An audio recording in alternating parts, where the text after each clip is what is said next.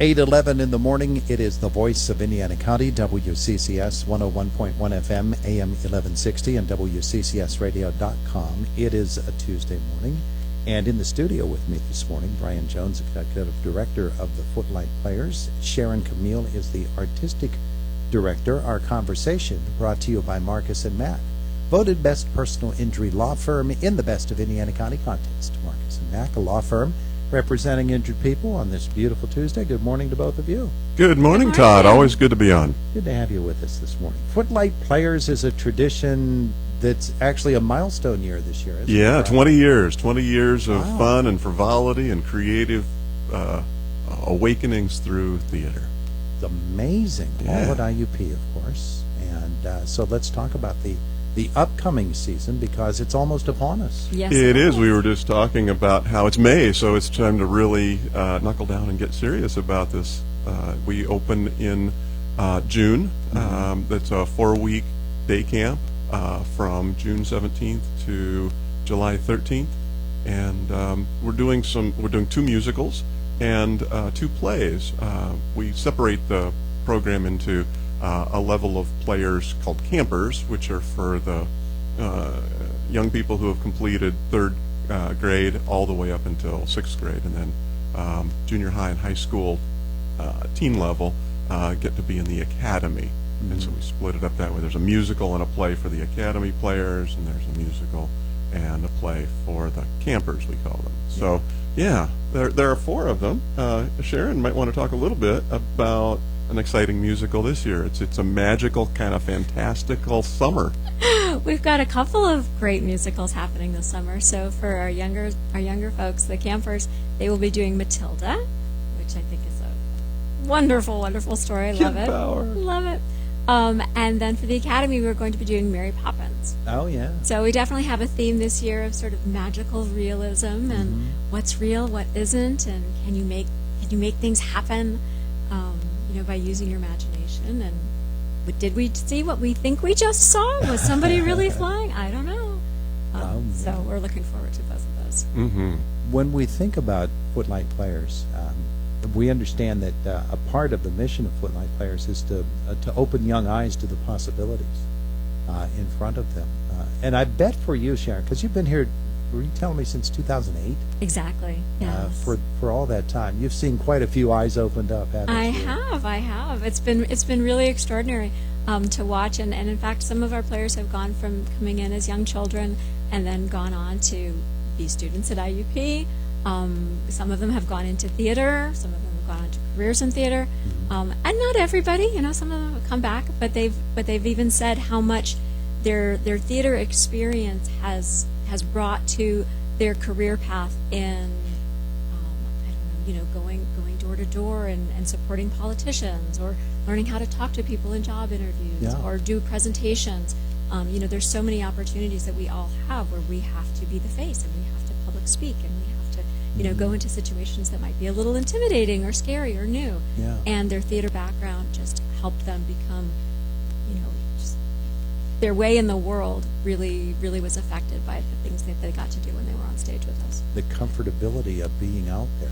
Mm-hmm. And being a social creature, which, in the last few years hasn't been a given for anybody. Well, and part of that social creature work is about having the opportunity to work with others to create something bigger than you can make on your own. And that's what plays are. That's what musicals are. They're these fantastic worlds that we create on stage. And no one or even couple people can make that happen. It's about everybody getting together and doing, we call it teamwork sometimes, or ensemble work, but it's about getting onto the same page creatively and exploring a range of ideas and being willing to step forward and make a proposal, even if it's kind of crazy, because once you make that leap, then other people start hooking onto it, and it eventually takes the shape of something beautiful. It's interesting what Sharon was just talking about, combined with what you were. We were just speaking in our previous segment with a couple of emergency room nurses from IRMC. It's National Nurses Week. It is. And we were talking about the teamwork aspect of what they do, and how you want to hold up your end And in theater, it works that way too. You need to hold up your end, and that's the training process that Footlight provides, enables that to be a part of what it is that you are and what you do. Yeah, in my other life as a professor over at IUP, that's one of the things that our program offers for the nursing faculty or nursing students and some of the other clinical areas taught at the university is exactly that. We take theater techniques and we help students of these disciplines apply them to interpersonal communication and teamwork and getting on the same page creatively. So Footlight begins next month. And, It does. And you have openings. Yeah, we have 51 young people registered at this point. We have the capacity to do just about 70. We always end up, taking one or two more because at the last moment it's really hard to say no. We try not to turn anybody away. Try not to We turn try. anybody away, yeah. The next Ryan Gosling could be in that whole group. It could be. Absolutely. So, in order to register, there are some flyers that most of the local schools have here in the county. But if one wants to go to iup.edu/theater and take a look for Footlight Players, or just do a search at iup.edu for Footlight Players, you can find the information, the registration, all of that right there on the website. Or they can just call me at my office. 724-357-2969, 357-2969. Moms and dads will have questions. Yeah. Is my kid eligible? How old or does he or she have to be? What kind of experience do they need to have? Exactly right, and they don't have to have any experience. That's part of the mission of Footlight Players. There are theater camps at various places where you have to audition in, or you have to have a certain level of skill already in performance, and that's not necessarily part of the Footlight Players swing. We really want to have kids who are just interested in playing with their creativity and getting on stage. Every young person gets a role of some sort on stage. We select the work so that that's possible. As long as you've completed 3rd grade, you're eligible for Footlight Players all the way up. We're this year even taking graduating seniors from high school. So in the past we have not grabbed that group, but we'd be interested in playing with those who are just completing their last year of high school as well. So it's a pretty wide swath. Yeah. Sharon, what are you looking for when you're choosing plays for Footlight Players for the summer? So I look for a couple of different things. I mean, one is that trying to mix it up a little bit. So I look at the history of what we've done the previous year, and I really try to alternate between sort of a classic musical and a more contemporary musical. So, and in addition to that, sort of the musical style of it.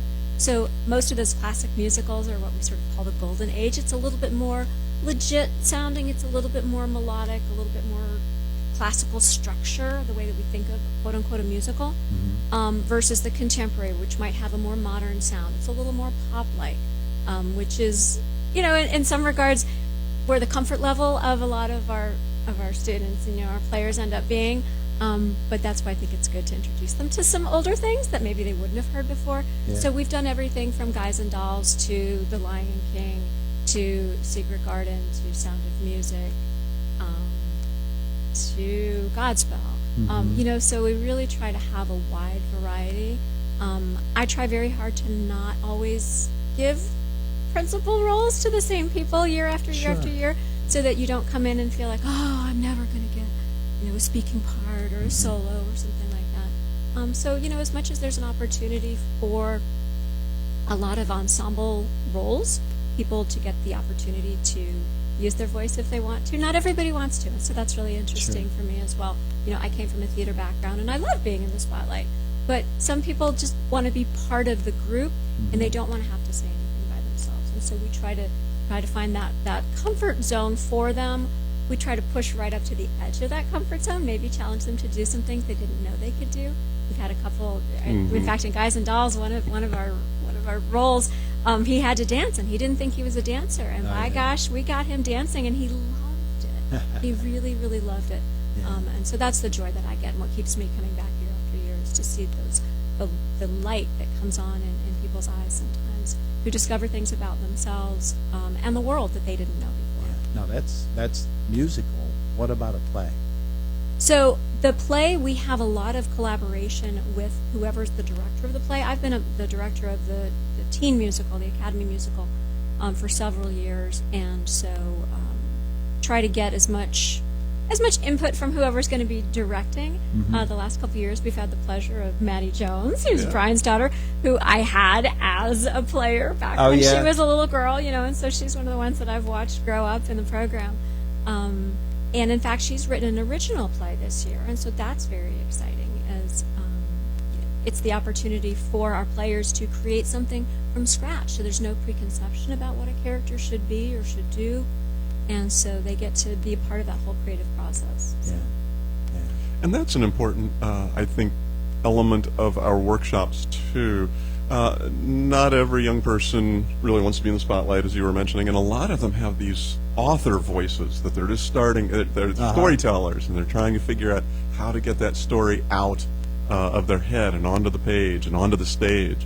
And we, in our workshopping, in support of these shows, also gives young people an opportunity to try some writing, to try some improvisation, to make stuff up and get it on stage in other people's bodies and voices and see what that looks like. And that's where some eyes open up too, and some hearts. Just people realize that they have these stories in them, and Footlight has always been a place where they really want the local young people to find a home for the stories that are in their imaginations, and we've seen some really wonderful stuff over the years. Well, and to just follow up on that, if we still have a minute, I think that's one of the things that separates Footlight as an experience over the summer from some other programs is we aren't just rehearsing a show. So we both rehearse a show for half of the day, and then the other half of the day we are doing various workshops, really teaching about theater and the things that surround it. So we might be doing a workshop on a dialect. We might be doing a workshop on movement. We might be doing a workshop on how lighting comes into play, in addition to what is upstage and downstage, and making choices about your actor, about your character, and how your character moves and sounds and what they want and what's in their way. We call those obstacles. So all of those basics, that foundation of theater, we're giving to them in addition to having the performance experience.